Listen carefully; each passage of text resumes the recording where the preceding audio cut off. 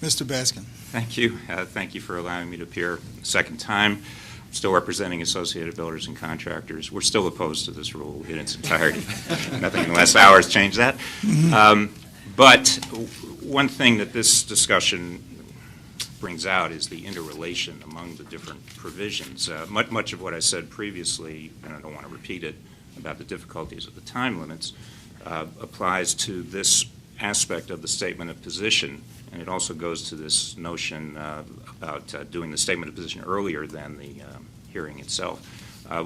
Concerns we have, among many, about this, doing it in writing is a concern, adds time, cost, committing to it before the hearing is more challenging, particularly if it's locked in stone. The earlier question was whether it's the writing people object to or the waiver, and the answer is yes, both.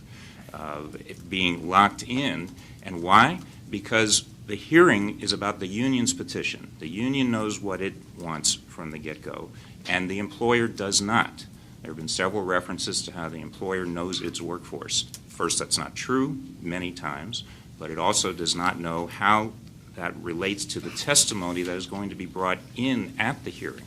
And it is, we would submit, unfair to require the employers, in all instances, as this does, to be committed to a position that may in fact change once testimony comes in that is presented by the union. And that's why some employers who are saying they don't want to take a position, they're not gaming the system, they are not sure what the position is.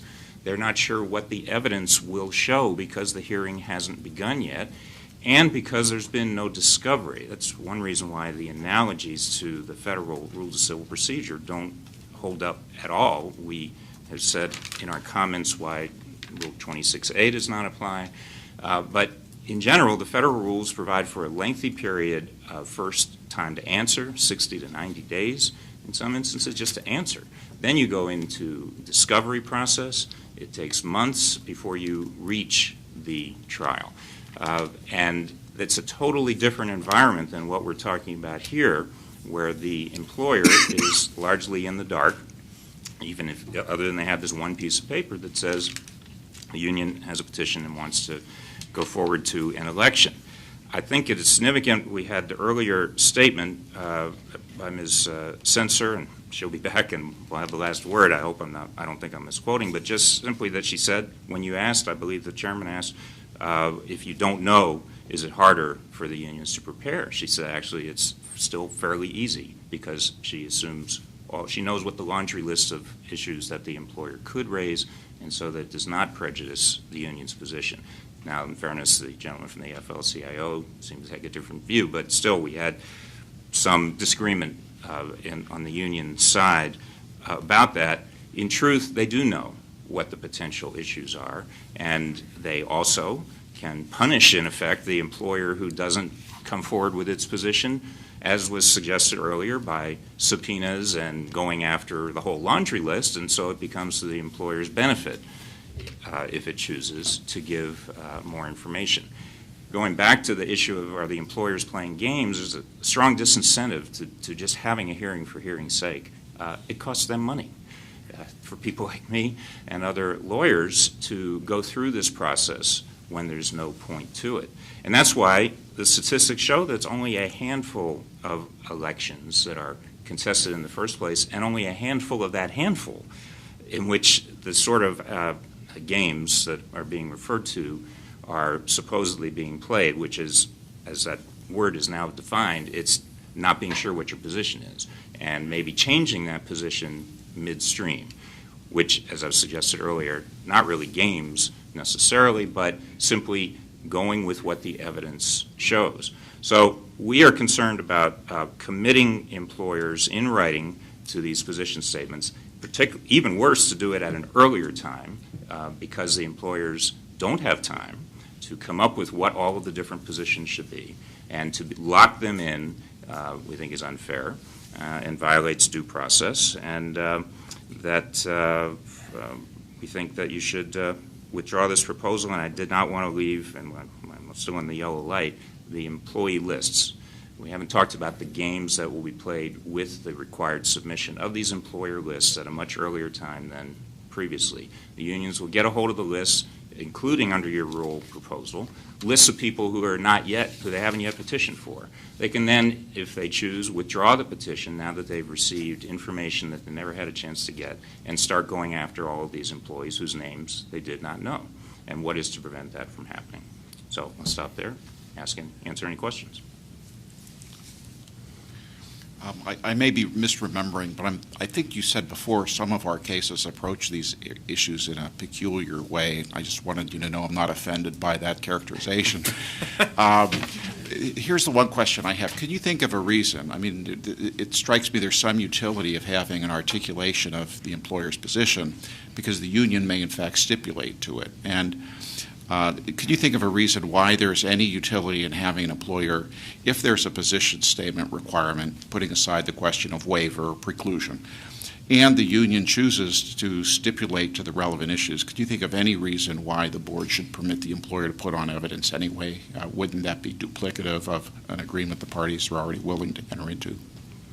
And I may be misunderstanding the question, because if they have reached a stipulation, how would the hearing in substance, if the union stipulates to a particular issue that's been identified in advance of the hearing, is there any utility in then having evidence presented at the hearing as to a substantive issues the parties are in agreement about?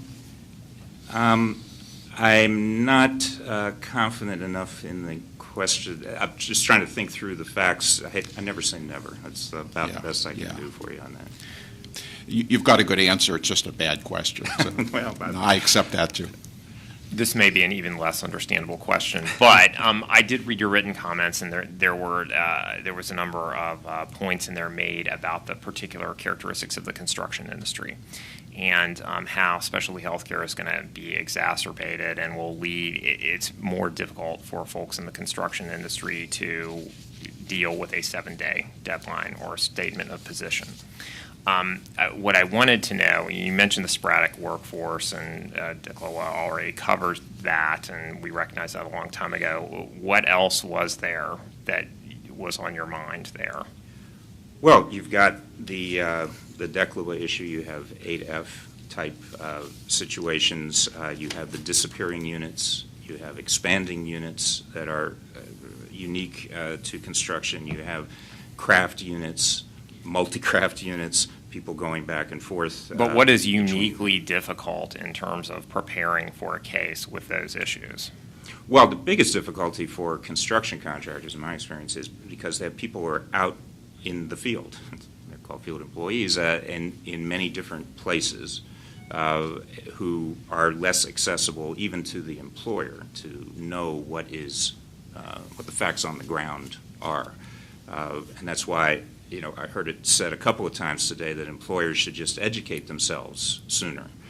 But employers are actually trying to run a business, especially in the construction industry, with very narrow profit margins. They don't have time or resources to spend educating themselves in the nuances of labor law. So understandably, by and large, they don't until lightning strikes and a union petition arrives, and now they have to. But the notion that because they know in some vague way union organizing is going on, or even specifically, that they should do all of this, they should go to law school, in effect, and be ready to identify all of the issues that could be affecting their workplace. I can only say that it's a very small percentage of employers who think that is a valuable use of their time until they absolutely have to, because it's expensive in time as well as resources and costs of attorneys and things like that. Thank you, Mr. Baskin.